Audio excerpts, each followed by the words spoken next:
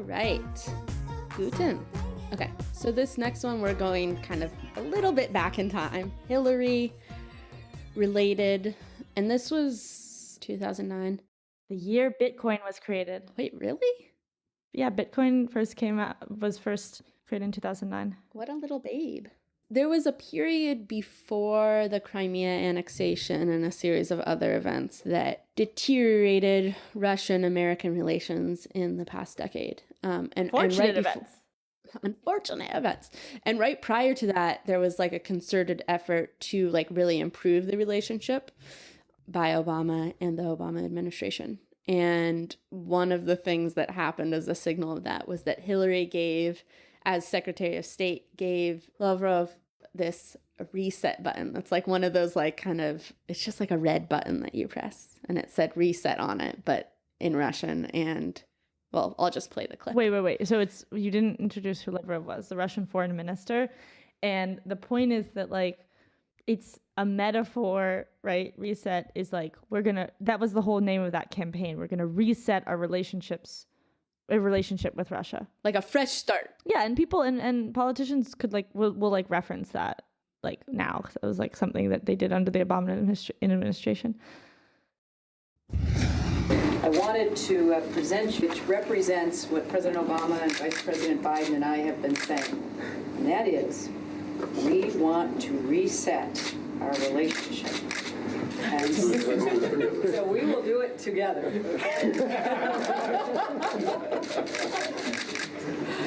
Thank you very much. You are very welcome. We worked hard to get the right Russian word. Do you think we got it? You get it wrong. I got it wrong. It should be перезагрузка. And this says перегрузка, which means overcharge. Well, we won't let you do that to us, I promise. Okay, thank you very much. Thank you so much. We'll be on my desk.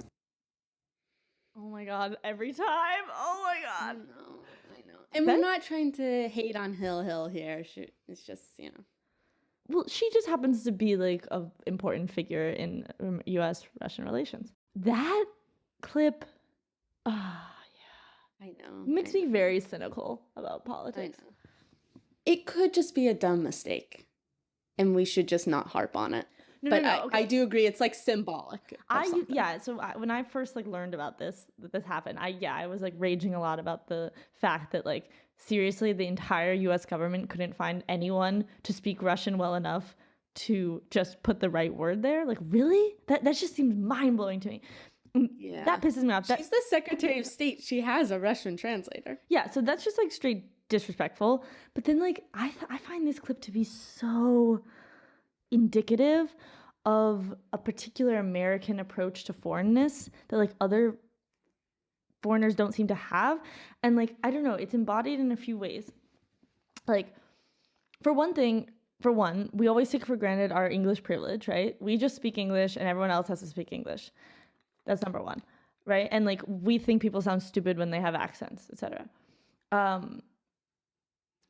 But you hear like in this interaction, she's like, we wanted to present you with this gift. And it's this whole childish thing, right? Where it's like, what's happening is she's giving him a giant red button, like those, what is that, like stop button or whatever? Yeah, I feel like Staples makes a button. Yeah. It's just like one of those red buttons that like, sometimes you'll hit it and it'll say something, but in this case it doesn't. In this case, it doesn't look exactly like that. It's like a little yellow block with a red button on it, but it like reminds me of the Staples button. But in any case, it's like very childish and stuff. And like, okay, that's just like this fun little stupid like political game that's symbolic.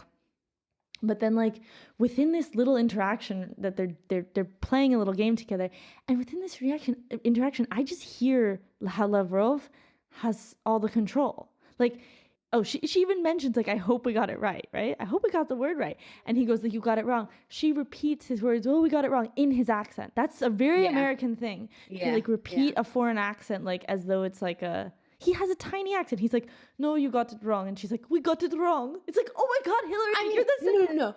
What? But her repetition of him, it's not exaggerated. It's subtle. It's subtle, but it's like, that's even worse because it's like this subconscious, like like It's right. It's an thing. intuitive American response. I would do that. I mean, we do that all the time where we talk in accents. Yes, but we aren't the Secretary of State. I mean, foreign minister. we aren't. Yeah. So anyway, We should so be. that's one like particular, I don't know, like indicative American thing. And then like, remember, this whole ceremony is an American initiative, right? The reset button. It's an initiative to do this little symbolic campaign to show that we're resetting relationships and it's like a positive thing and we want friendship, right? Then he goes, it's the wrong word. It means overcharge. It actually means overcharge in the sense of like too much. Like, you know, if you like overcharge a battery or something, like, you know, you're worn out in the sense that it's like overstimulated kind of? Yeah, like pretty negative in that sense. Overload, overstrain, like over whatever, work. But it seems like when he says overcharge, what I get from the little like, you know, candid interaction that happens between them when they're laughing is that Hillary seems to think he's talking about money. Because she says, we won't let you do that. She said, we won't let you do that to us. So it's like, okay, even if she's not talking about money, even if she understands that it means like overwork or something, she takes this moment and like switches it into some kind of like threatening, like it's a little bit threatening. We won't let you do that to us. Like, why is that what you say? Okay. A, it could just be like stupid middle-aged humor, right? That's like just what popped into her head. B, I don't think it's unreasonable for her to think that overcharge does mean pay. Like that's what I would think also. You know, there's no way of knowing that it means like overcharge a battery, really. That's like not a super common concept. And then the third thing is like, you know, you watch this and you say like, oh, it's like obvious to me that Lavrov has the power in this particular interaction. And like she might be sensing that and she's using kind of this uncomfortable joke to get back the upper hand in some way. Also, we don't know what their relationship was. Like maybe they had a really good relationship and like they have to do this like little media circus and it's like whatever. But in reality, like their relationship is fine.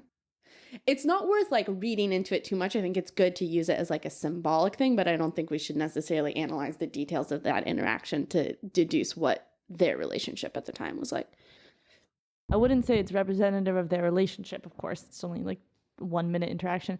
I just mean that there are elements of it that are indicative of a particular American way of relating to foreigners. And then also, yeah, there's like this middle-aged like honky, what is that called? Not honky tonky. Oh my God. Hokey pokey, like just not hokey no pokey. pokey, Lily, just hokey. Hokey pokey. Hokey pokey is a dance. I just no longer speak English at all. Talkie talkie, hokey poke. Like a hokey sense, like a hokey baby boomer sense of humor that is also frustrating, because especially in relation to foreigners. Like, yeah, those are like the most frustrating. That's the most frustrating like demographic to hear talk about foreign people ever. Yes. Like it's just so annoying. There's like, so what's all this about? What are you doing over here? Like it's like, oh my God.